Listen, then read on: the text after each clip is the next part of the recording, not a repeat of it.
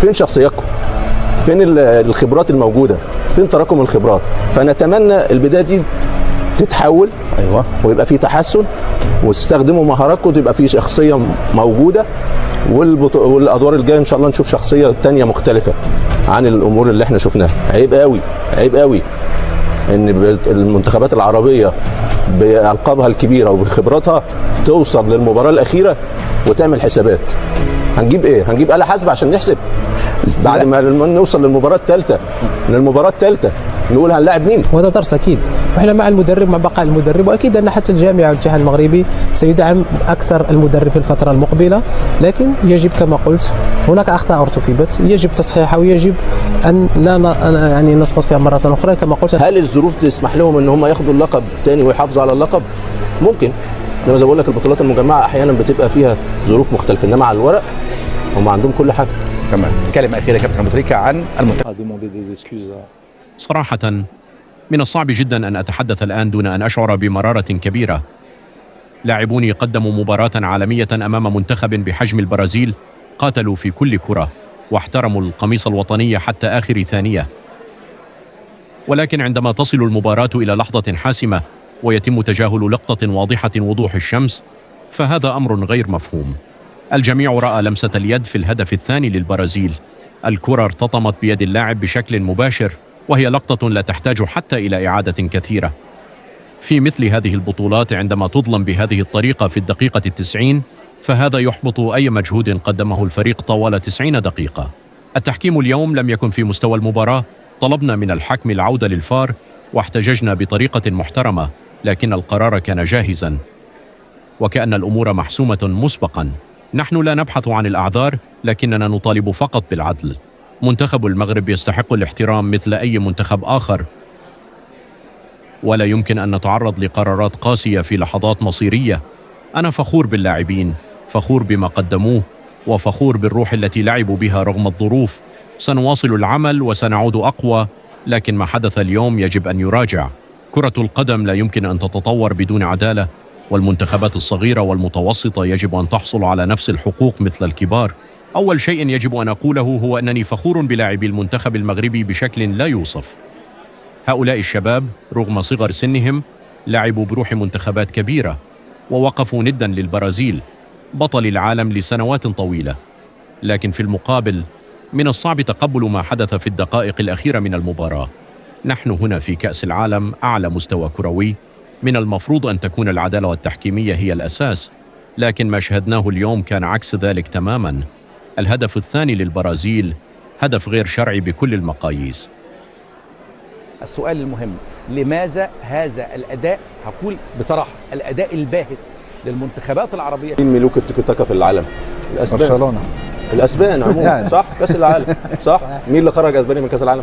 المغرب. طيب فالنهارده زي ما قلت لك يعني المباراة ماشي خروج المغلوب وكل حاجة، إنما الإمكانيات وفوارق إمكانيات كبيرة.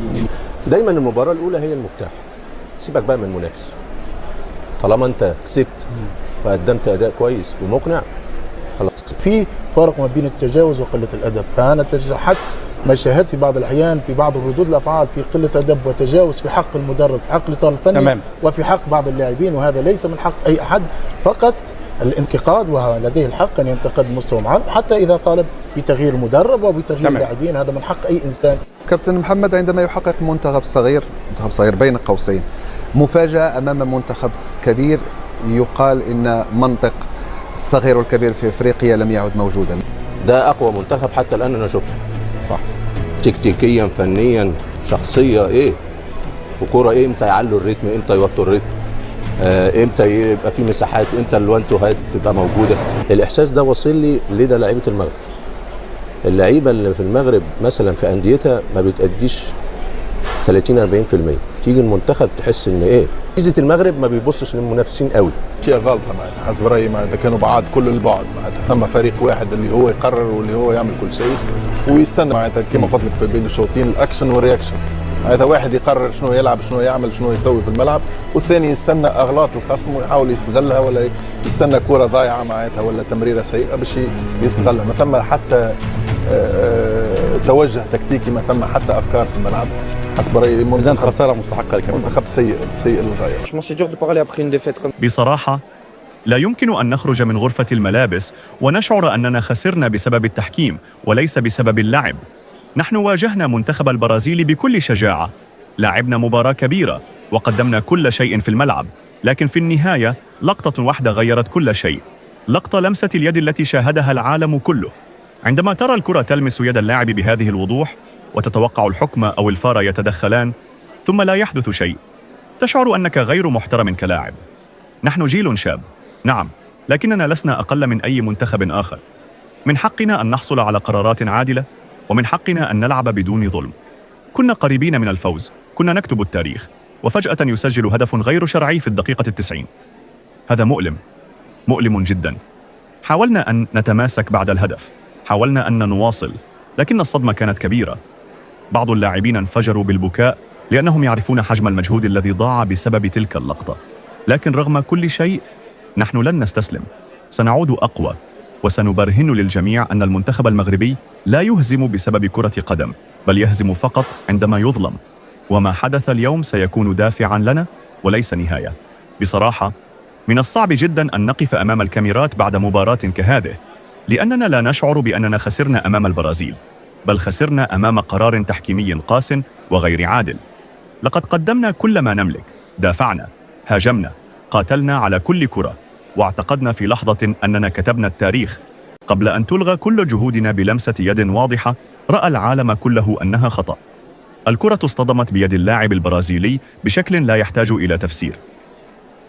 فالجو ده محتاج تبقى ذكي، ما تألفش، تلعب السهل انت، وخاصة للباكات اللي على الاطراف مش كله طالع، انت تبقى ذكي، اطلع مرة 2 وبعد كده استنى. فدي الحاجات اللي لازم الخبرات الموجودة اللي تتعامل معاها، وده واقع على كل الفرق، بس احنا منتخباتنا العربية وشمال افريقيا بنعاني فيها. الاتنين بيتغيروا، الاتنين بيتحولوا. صحيح. فكل الحاجات اللي كانت موجودة في الجيل بتاعنا في مصر احس ان هي موجودة في منتخب المغرب.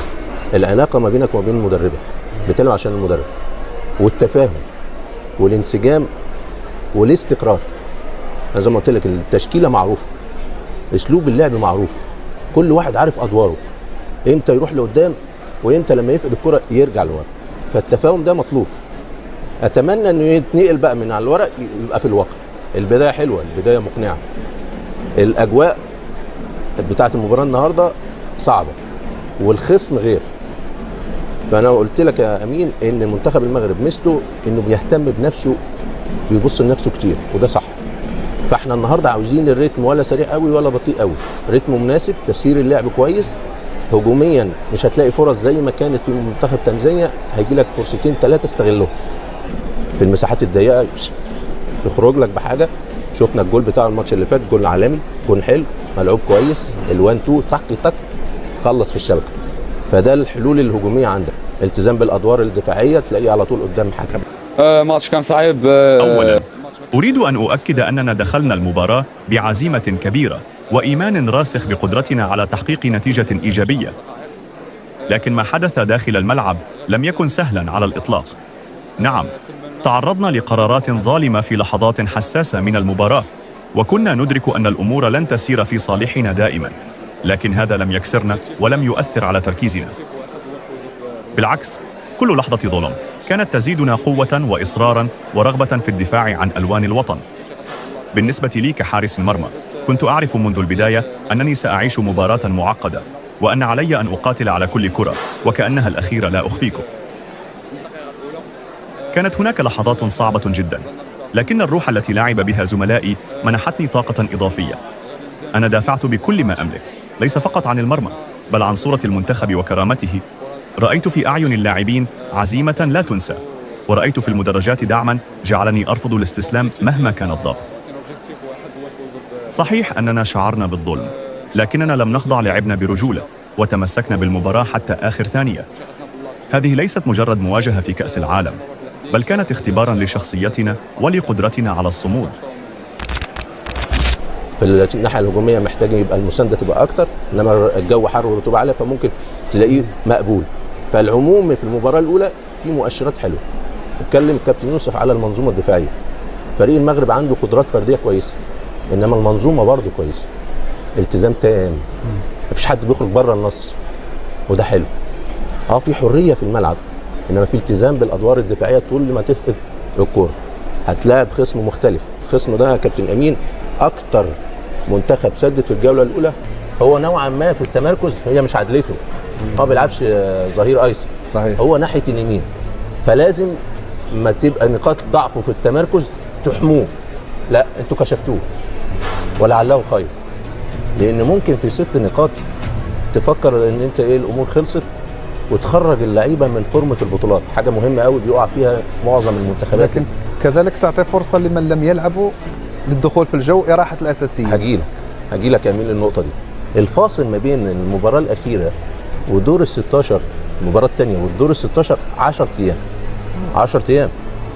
فالمباراه الثالثه في بعض المدربين اللي يكسب اول مباراتين 6 نقاط يقول لك اريح معظم الاساسيين ولاعب اللي ما شاركش حاسب، لان في جو البطوله وفورمه البطوله والتشكيله الاساسيه بتاعتك. انا مع اللي معاه انذار تريحه في المباراه الثانيه لو خدت ال6 نقاط.